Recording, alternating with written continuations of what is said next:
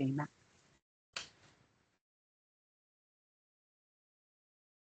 Okay, Alex, I just started the meeting.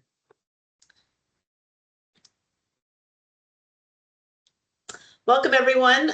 Thank you all for joining us this afternoon. God, I did it again. I just finished saying it wasn't morning anymore.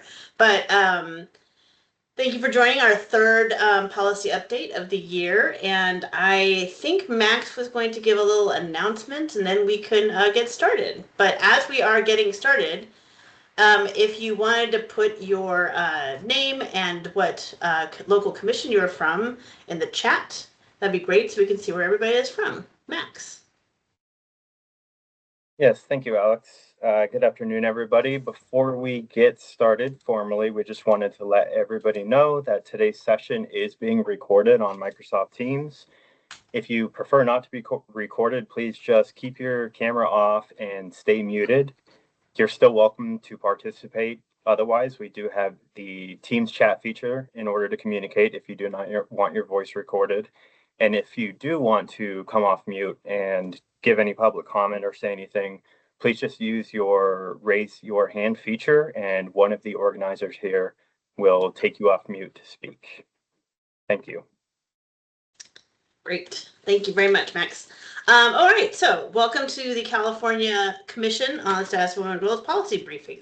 My name is Alex Zuko, and I am the Director of Legislation and Policy for the Commission. As I mentioned, as we wait for others to log in, please drop your name and commission in the chat so we can see it here. This is as we mentioned, it is being recorded. This is a publicly noticed meeting since we are a state agency. So when you do drop those things in chat, those will be part of the recording, and we will monitor it as best we can.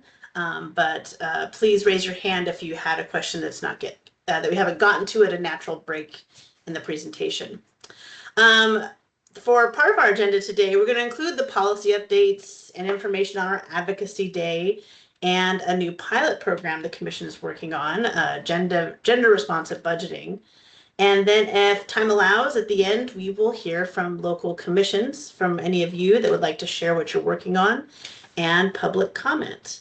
But first up on the agenda, as part of our welcome, is actually we have a very special guest, Kendall Evans, and she is the Advocacy Manager from Unchained at Last, and she will be giving an update on AB 1267 by Assemblymember Gail Pellerin to end child marriage in California. It is a bill that we are co-sponsoring with Unchained, and we are very proud to be working with them. So I wanted to welcome Kendall, and thank you so much for being here. Hi, everyone. Thank you again for inviting me. I'm really happy to be here. I don't know if am I ready to go ahead and get into everything? You are good to go, Kendall. Okay, perfect. So as Alex already said, I'm the Advocacy Manager with Unchained at Last. We're a survivor-led nonprofit dedicated to banning forced and child marriage in the United States. And we do that through both direct services and systems change. So going state by state, trying to raise the marriage age to 18 with no exception. Unchained has been trying to ban child marriage in California for the past 9 years. So I'll go into some of the challenges around moving the legislation forward in a moment and detail what has kind of changed this legislative session that has allowed AB 1267 to kind of advanced pretty nicely through the legislature thus far. But first, I want to briefly discuss why we're so adamant that the marriage age be 18 with no exceptions. We find that people generally agree with us, but sometimes might think it's attributed to maturity or something like that, and it isn't. It's just 18 is when you have the full rights of adulthood in California. And before that, a marriage is a nightmarish legal trap, even for the most mature teenager.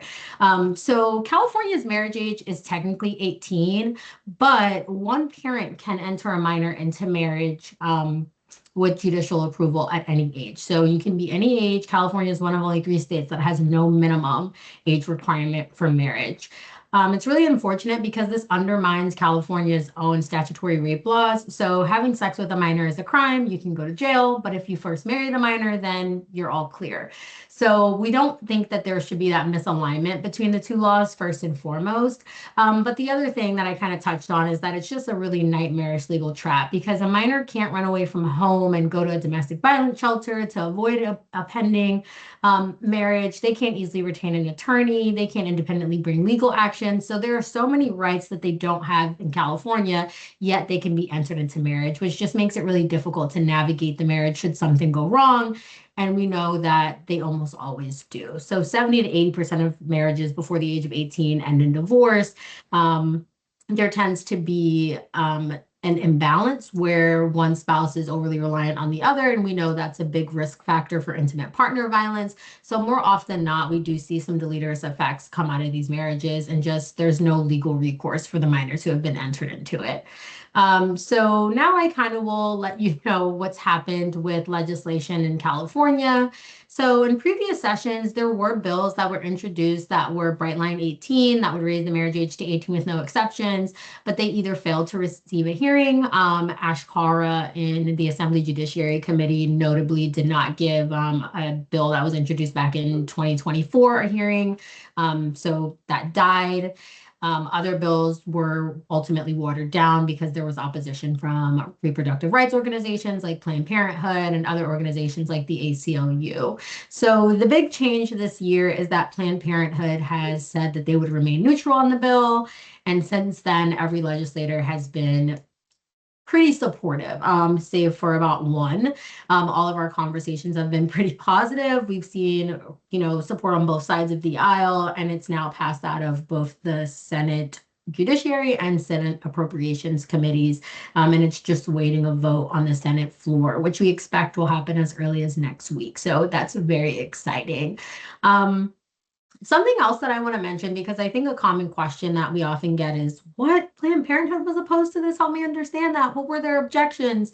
So just to kind of touch on what some of that was, they said that Bright Line 18 undermined reproductive rights for minors, but that isn't true because California codified reproductive freedom in its constitution and in the Reproductive Privacy Act. So that explicitly forbids the state from denying or interfering with anyone's reproductive freedoms. So we weren't really sure where that argument was coming from, but that was one of the points that they made. The other thing was that they claimed it would take away rights from minors. There are a lot of rights that we restrict minors from, notably voting. That's a constitutional right, just like marriages, but we still make you wait until you turn 18. So we tried to rebut that, and we're really happy to report that they've kind of seen our side of things now and have decided to kind of stay out of the fight and allow this to happen. So Planned Parenthood isn't in support, Phyllis, but they've remained neutral. They haven't expressed any opposition publicly or privately on the bill, but they haven't come out in support either. ACLU is still in opposition, but fortunately, we haven't seen any legislators be perturbed by that. So that's really good. And this bill has kind of taken a non-traditional route as a result of the Planned Parenthood opposition at the outset. So we kind of had to wait until later in the legislative session to get this bill introduced because we were just waiting on the green light from Planned Parenthood. So it wasn't until June 11th that AB 1267 was introduced via a gut and amend. So Assemblymember Pellerin already had a bill under that bill number, and essentially the gut and amend just strikes any pre-existing language in the bill and made it about banning child marriage. So that I think is pretty much everything. The only kind of call to action I have for all of you is to please submit a letter of support for AB 1267. You can do that through the California Legislature portal. I will put the link to that in the chat. And I will also put my email here because we would love to have a copy of your letter if you do choose to submit one for our records. You can also email me if you need a template or some boilerplate language. I'm happy to give that to you, and you can just populate it with all your necessary information just to make things easier. But I know I threw a lot of information at everyone, so I will pause and allow anybody to ask any questions either in the chat or raise your hand, and one of the hosts will take you off mute. Thank you so much, Kendall. I don't see any, wanted to kind of open it up and see if anybody had any questions. Um, the, uh, the process is going very smoothly as we will be headed to the Senate floor probably next week. And then after that, because it was a gut and amend, and by gut and amend, it just essentially means, you know, when you have like in your refrigerator, it's the margarine tub that used to have margarine and now it has the pasta that you had left over from dinner. Like that's essentially what it is. They scooped out everything and put something else in there. So it does have to go back to the house of origination to have the amendments kind of reheard. It's called on concurrence. So they have to kind of go back and rehear it. So after it does clear the Senate floor, it does go back to the Assembly for a quick visit in Assembly Judiciary, and that is one of the places that you can send a letter of support, and then to the Assembly floor for a full vote. Our commission also walked around Senate floor alerts to all of the senators in the building, encouraging them to vote yes on the Senate floor when it gets to them. But hearing from all the local commissions will all be equally as beneficial. And thank you to West Hollywood. I know that we've had several that have sent theirs in. It is such a tight turnaround, and with we all have our governing bodies to kind of work with and get things agendized and working through that way. So I know for some it might be a little tricky to get that still in, but it will probably be the 25th, I think the last Tuesday of August, that this will be heard in Assembly Judiciary. So you'll have at least until the 17th because letters are due a week before they are heard in committee. So any questions for Kendall? Or anything about AB 1267 that anybody has a question on? Okay, that was awesome. Thank you so much, Kendall, for being here this afternoon to walk all of our commissioners through the work you guys are doing with us and have been doing for the last 9 years. It's very much appreciated. Thanks, Alex. Happy to be here. See.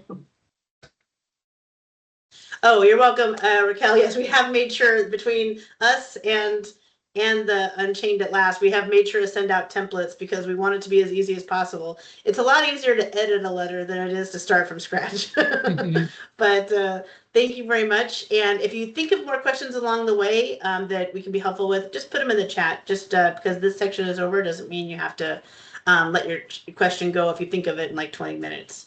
But thank you again, Kendall.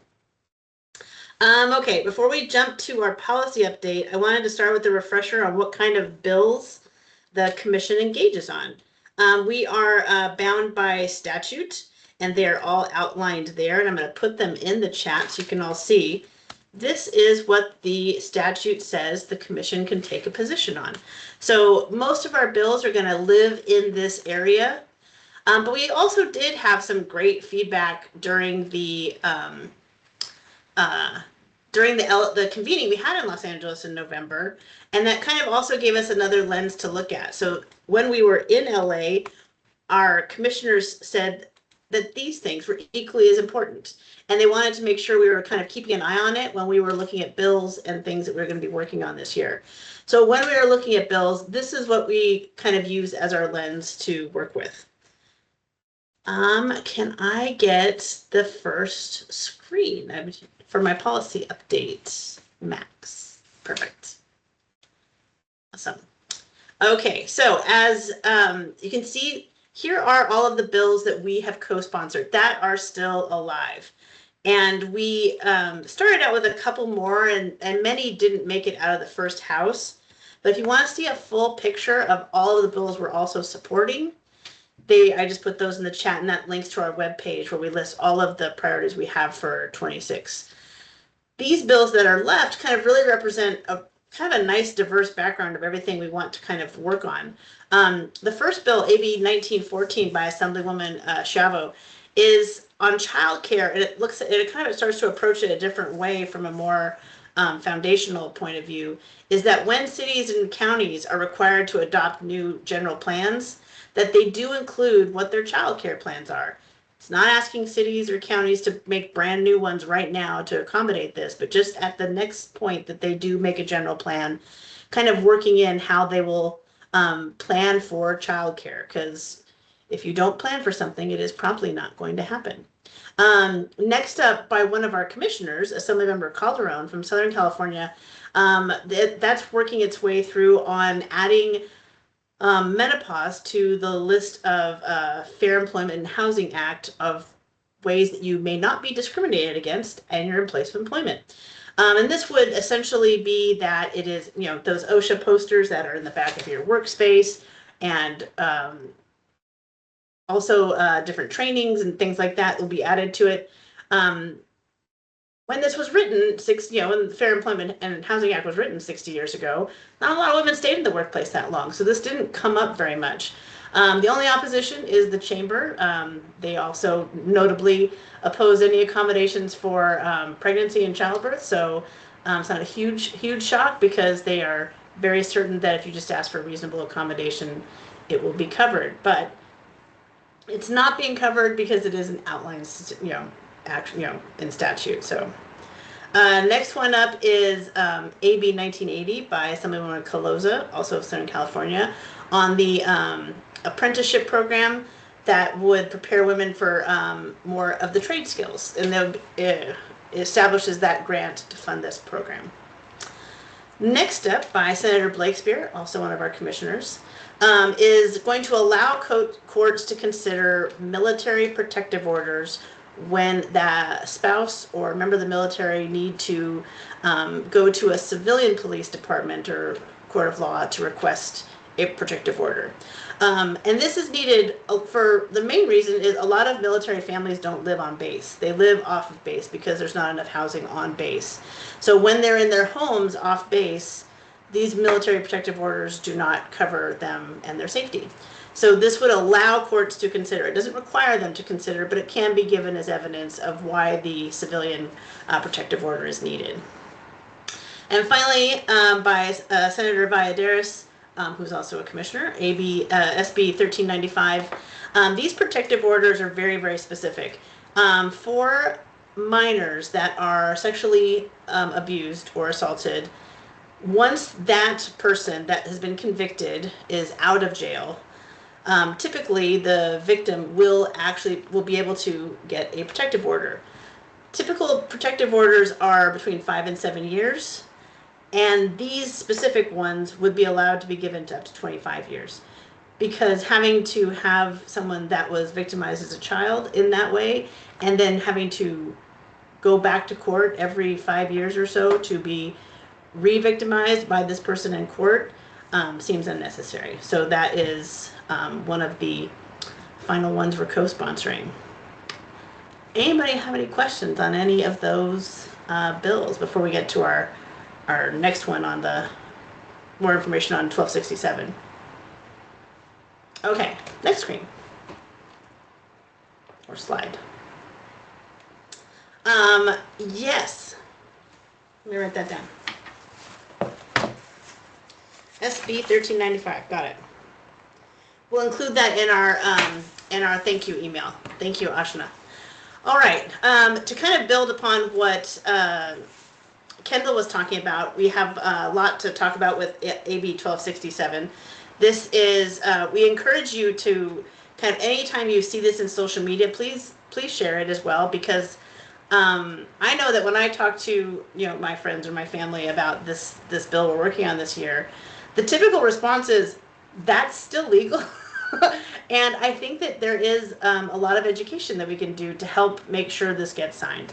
I think people usually see California as a leader in this area, and so for us to be so far behind is rather glaring. So we have this, and then also, next screen up, next slide.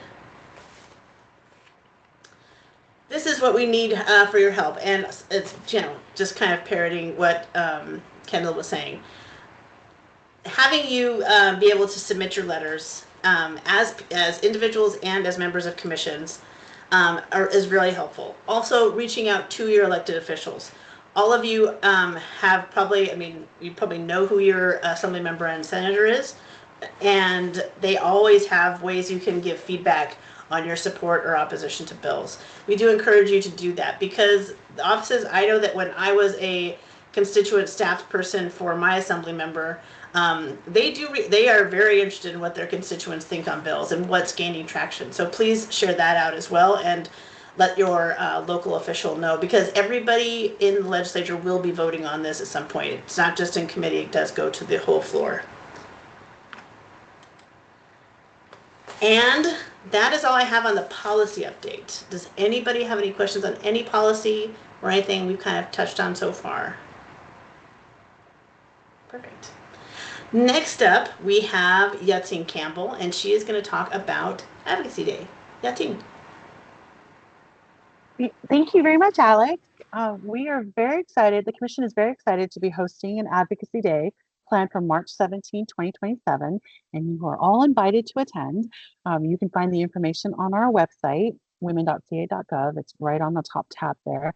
And basically what we're trying to do is, it's going to be the first time in many, many years that we're going to be gathering women-led and girl-led organizations, serving organizations, to come to Sacramento and to wave the flag, to say, we're still here, we're important, we have issues, let's talk about them, and you know, let the new administration and the new electeds and just know that we're still here and working. It's also an opportunity for us to network across the state, for organizations to work with each other, find out more about each other, interact with each other, find commonalities, find partnerships. We intend to have a strong youth component as well. So we're looking for sponsors, we're looking for community partners, we're looking for attendees and participants. We want this day to be hugely successful, so that we can continue to raise the flag about women's issues and elevate women's voices throughout the state. So if you have any questions about that, definitely go to our website and take a look. But we would love everyone to help spread the word, to contact us about sponsorships or partnerships, and to work with us to make this day successful. So let me know if you have any questions. Naomi.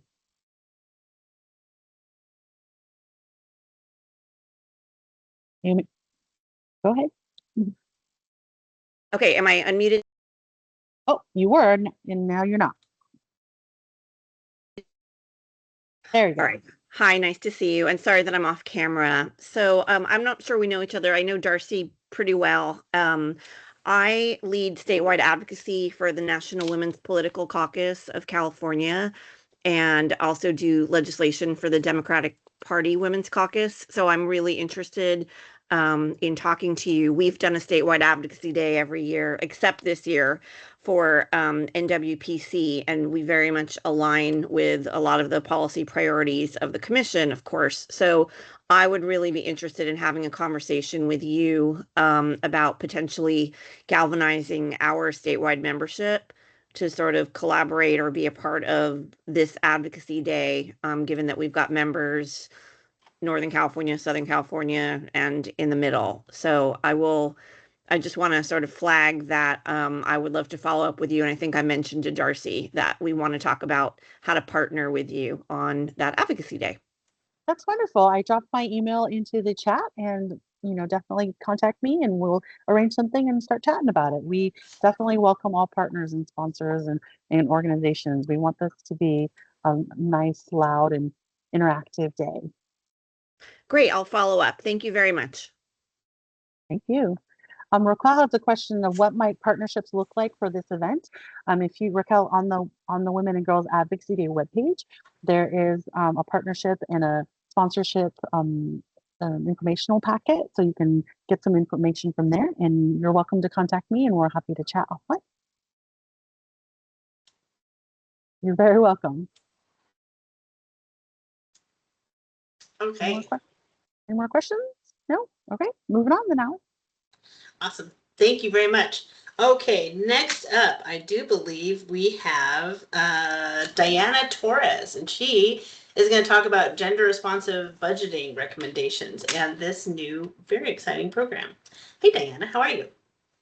Hi, thank you. I did share my slides, but I could just at a very high level. There we go. Hey there. Awesome. Hi, everybody. My name is Diana Torres, and I'm a graduate researcher for the Commission, and I have been for the last several months. I just recently earned my MPA from UC Berkeley's Goldman School of Public Policy, and so that's how I got connected to the Commission. It's a requirement through the graduate program to find either a nonprofit or an agency or a commission like this one, and to brainstorm solutions to some of California's challenges. And so the subject that we chose was gender responsive budgeting. And so I'll just quickly go through a brief presentation on what gender responsive budgeting is, and the different deliverables that I created for the commission. And so gender responsive budgeting, again, this is just at a very high level, looks at how government budgets affect people differently based on gender, along with other factors like race, income, so that resources are shared more fairly. California has long recognized that budgets and programs affect women and girls and gender diverse residents differently, but what's been missing is a consistent way to act on how to really bridge some of these gaps. So the toolkit that I created is designed to look at how agencies, whether that's a nonprofit, a commission, whether that's internal or external, how their programs are currently serving their different audiences, broken down by gender. And then the toolkit also is designed to score using a standard rubric, how you are either allocating resources and funds to serve your different audiences. And then it helps you identify what gaps exist in your current budgeting process, and it gives you recommendations on how to bridge those gaps. And we'll go to the next slide. There we go. So in California, we lose about $87 billion every year to the gender wage gap. This is just one example of how a gender responsive budgeting toolkit in California could help bridge some of these gaps. So that's not money that disappears. It's money that women would have spent in their local economies, saved or invested if that gap didn't exist. And our own state civil rights department has confirmed that this pattern will continue today. And I do want to acknowledge that the California's Racial Equity Commission has done important work related to budget equity, but there's still no statewide resource or ready-to-use toolkit that includes gender into this work. And so the deliverables that I created for the commission hopefully will address some of these challenges and could be the first in the state to be implemented, or piloted, however, whatever approach we take moving forward. And so an example of how California spends more money when we ignore gender or equity in our budget making process is the California Construction Apprenticeship Program in 2025. So the state's Department of Industrial Relation runs an apprenticeship program that's technically meant to serve everybody, both men and women. But when they launched the program, childcare costs turned out to be a major barrier for women that wanted to access this program. So millions of dollars were poured into the initial round for this apprenticeship program, and not a lot of women participated. And so as a result, they ended up spending a separate $13 million specifically to cover childcare and outreach costs, just so that women could access these apprenticeship programs that already existed. So the toolkit that I designed would have basically, at the beginning of the launch of this apprenticeship program, identified whether or not there were going to be inefficiencies in how they reached their different audiences, in this case, women. And so I could share on the next slide a few of the deliverables that I created to try and solve some of these challenges. And so I created a 4-part gender responsive budgeting toolkit for the commission. And together, the 4 deliverables give any California state agency, nonprofit, community org, local government a practical way to assess and improve their gender equity practice. So on the next slide, I could just talk a little bit about the 4 deliverables. So the toolkit is made up of a gender impact analysis template. And so it is a worksheet that's meant for agencies, nonprofits, to fill out with their teams. And then the scoring rubric in this toolkit will give you recommendations on and a score on where you're lacking in your budgeting process. And so we could quickly go over, if we have time, what the digital toolkit would look like. We absolutely do. Awesome. Okay. Go for it. I think Max, I hopefully dropped. There we go. Perfect. So this is one of the deliverables that I created for the commission, and it's not on the website yet. And so our goal is to eventually have it housed on the website. And so anybody from a nonprofit or another commission or a local government can really fill out this gender responsive budgeting self-assessment. And at the end of the assessment, you get a graded score on what your budget equity looks like at your agency, and then it helps you fill in the gaps on where you could improve. And so I guess for this portion, let's go ahead and select, let's say we are a state or local government agency trying to fill this out. And we're going to start the assessment, and then it's going to ask you a series of questions. You could see at the top that it's going to ask us a total of 12. And so in this case, do we collect data disaggregated by gender? We likely don't. So I would say not yet, but we plan to. And then we'll go next. Have you used research or evidence about how gender shapes the issues your work addresses? I think if we're answering honestly, we probably would say we're aware of evidence, but haven't formally used it. Have you identified barriers that may prevent women, girls, or gender minorities from accessing your programs? I would say considered informally. Does your outreach and communication reach women, girls, and gender minorities effectively? I would say we try to reach diverse audiences, haven't evaluated by gender.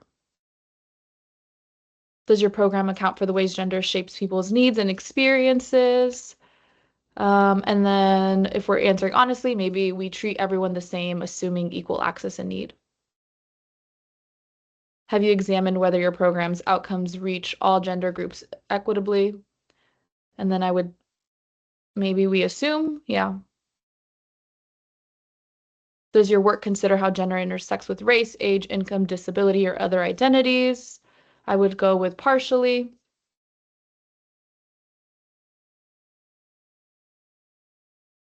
Do people from the communities you serve have a voice in shaping your programs? I would say we gather feedback, but community doesn't. Yeah, there we go. Are gender equity priorities reflected in how your budget is allocated? We intend to support. Do you track whether gender equity commitments are being resourced and followed through on? We track some commitments informally. And then does your agency's budget process include a formal step to assess gender impacts before finalizing allocations? I would say no.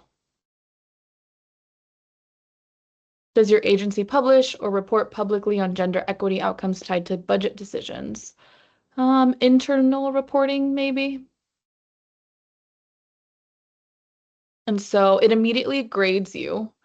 And it looks like if I had an agency and I went through this process with my team, it looks like my overall gender equity score is 44%, which means I need a lot of improvement. And I am making decisions at my organization that are not meeting the needs of everybody that I'm serving internally. And I do want to note that this is a tool that's also meant to be used with external audiences. So really, if you're like legislative staff and you want to add a budget line item, or if you want to assess whether a program is meeting the needs of different audiences, this tool is just basically asking you those questions that you normally wouldn't ask yourself throughout that process. And then it gives you recommendations at the bottom, and you're also allowed to print those recommendations. You could view and print the summary report, and then you take it to your team and then hopefully advocate for some improvements internally. But that is just a very high level glimpse of what the toolkit is meant to do. And we are still working on it. And at the commission, hopefully in the next few months, we could potentially use it externally and with different commissions is the goal. Thank you very much, Diana. So this is kind of like a real long-range project. The goals would be to look for state agencies willing to pilot this sort of budgeting tool. Because if we are budgeting X amount of dollars to, let's say, the Arts Commission, how would they do with that kind of assessment? Are they serving, how is their outreach and how are they serving folks? This isn't about like employee headcount so much as it is where we're spending our programmatic money to serve Californians. You'll probably hear more about this as we move on. This is just we've kind of discussed it at a couple of commission meetings. Diana also presented at our last full commission meeting, and she'll be presenting again at our next one. So please feel free to kind of listen in if you had more questions and wanted to kind of hear a deeper dive. But thank you again, Diana, for presenting for us today. Thank you. At this point, we have a chance for time for any local commissions that wanted to give any updates. You can give them in the chat, or if you raise your hand, we can unmute you and you can share out. We'd love to hear what you are all working on in a policy realm, or also if you're kind of building something to kind of work on policy. Like, I know some people do needs assessments and that sort of thing, but we'd love to hear from any of our local commissions if you have anything you'd like to share.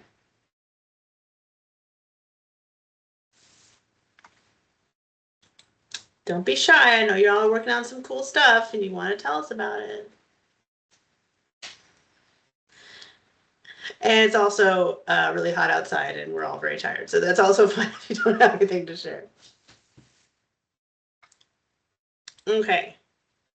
Not seeing anybody rush to raise their hand.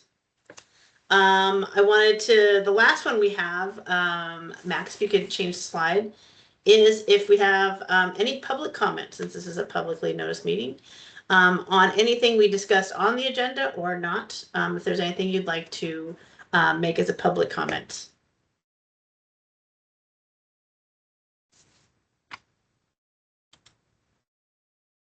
Okay, perfect. Not seeing anybody. Oh, wait. Wait, just a little comment.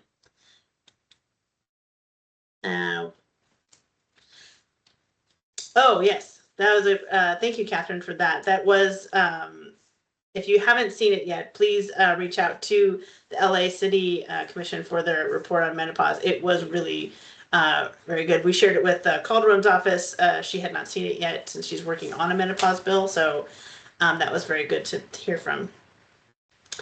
I want to say thanks to everybody that joined us today, including our two speakers, Kendall and Diana. If you have questions on any of this, please let me know. I'm gonna drop my email into the chat so people can have it.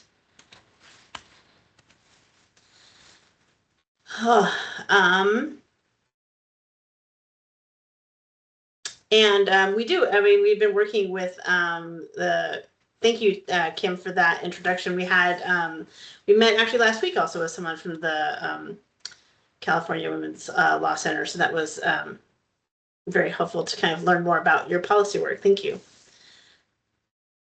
Our next briefing, and the final one of 2026, will be Tuesday, November 10th at 2 p.m. By then, we will know everything that is signed. Legislative session is going to end at the end of this month, August. If your bill is still active, you have until midnight and sometimes a little later. Sometimes the clock mysteriously stops, and it to be voted on to be able to send it to the governor's desk. And then the governor has until the end of September. He has 30 days to take action upon any bill that gets to his desk, meaning he can sign it, he can veto it. If he does nothing, it becomes law, but that is what we have until the end of September. So by the time we meet again in November, we will have kind of the resolution of all of our bills. At this point, we are now kind of writing our proposals for the bills that we would like to run next year. So if you do know of a bill that you're that's making its way to your local elected official and you'd like us to be considered to kind of looking at it, please let me know. But I think that is all we have for today. I hope you all have a good rest of your afternoon, and thank you very much for joining us this afternoon. Oh, repeat the next meeting. It will be Tuesday, November 10th. And when we send out the thank you email, that will be in there along with the template on SB 1395.